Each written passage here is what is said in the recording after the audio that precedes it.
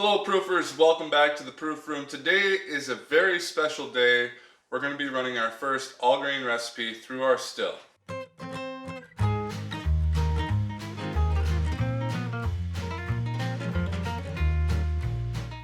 That's right guys, today's a very special day indeed. I get to run my first all grain mash through my still. If you want to see how we made that mash, go ahead and click the link above. I'll put a link to that video. Now the first step that we're going to have to do here is strain our mash. So I'm going to get right to that. Alright guys, this is my fermentation chamber. This is just a closet that is heat controlled. In this black barrel is where our mash is. We have about 20 gallons of mash. I'm going to strain this off, and what I'm going to use, because we fermented on the grain, what I'm going to use is, this is just a mesh bag, just a basic brew in the bag to hold the grains. I'm going to strain off the top of this into this bucket and put it into our still.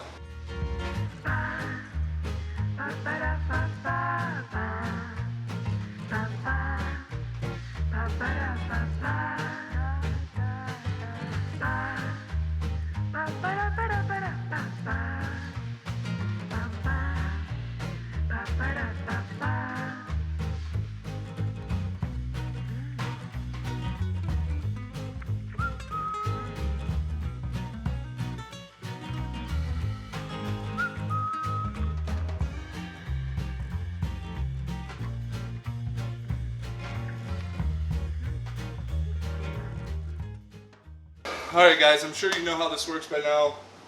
Just keep filling the buckets, straining this stuff out until I have enough to charge my still, and then we'll fire that up. It's still charged, got this thing heating up, and now it's the nasty part of this job, and that is to clean out my fermenters and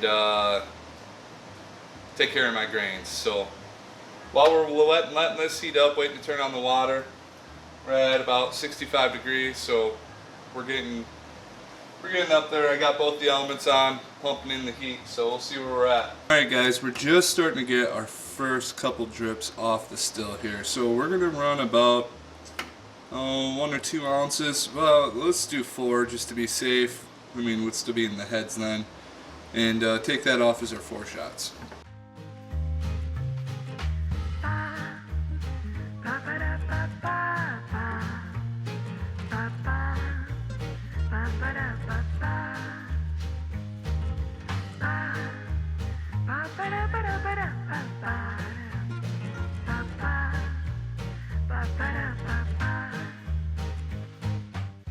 Alright guys, now that we've completed running our still and we ran our Honey Bear Bourbon through, this is what I am considering my hearts collection.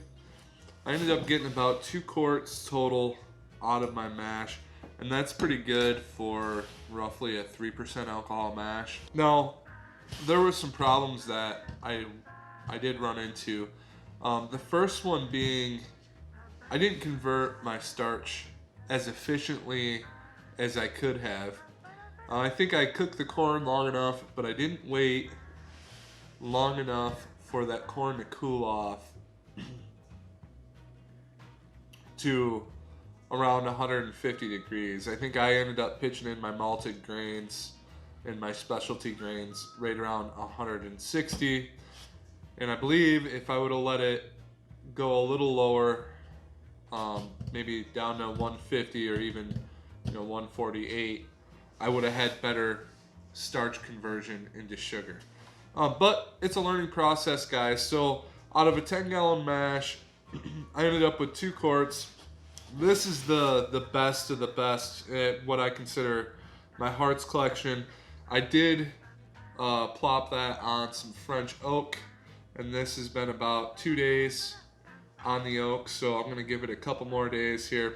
But it tastes really good. I'm super surprised with the product. It ended up phenomenal. This is more of my heads and my tails. It was a little headsy and a little bit of the tails. There's nothing wrong with this, guys. It's completely drinkable. But I'll probably end up throwing this, just leaving this clear and throwing it in like some apple pie, or using it for something like that. Maybe throw it in my next batch, and try to clean it up a little bit more and see where we're at. And it wasn't super headsy or anything. It wasn't like it was straight heads. You know, there's not a nail polish taste to it, or any kind of sort of that kind of stuff. So yeah, and it just smells good. It smells. What it taste here? Yeah, it's good. It doesn't suck. I'm completely surprised, to be honest with you. So, but I do know that this one's better. So, this tastes absolutely amazing, and I haven't even tried it since I put it on oak, so I'm kind of excited for that too. Stick my finger in it here. Yeah. See, this is where it's at. I don't know if just more of the corn sweetness transferred during the distilling process in my hearts, or if maybe you just get less of that heat that you typically get. But I can tell you that this is definitely the best jar of whiskey that I've made yet to date. And probably the cleanest product that I've made to date. So I'm looking forward to doing some more all grain mashes and kind of getting back into the groove of everything here once I can get out of the house, 2020. So please excuse the cold I got going on. I shouldn't have to tell you, but most of you probably already know. We definitely had some stuff going around, a bug going around here. So, yeah, guys, I really don't have much else to say about it other than it tastes phenomenal. I mean, I drank this stuff coming right out the spigot. Didn't mix it or anything. Just put it in a glass on some ice, and I'll tell you, it was good. I'm still surprised. So, alright